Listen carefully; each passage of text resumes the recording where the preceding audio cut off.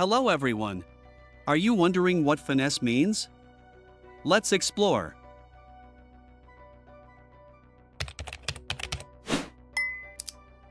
Finesse is a term used to describe the act of subtly persuading or manipulating someone to get what you want, often with skill and tact.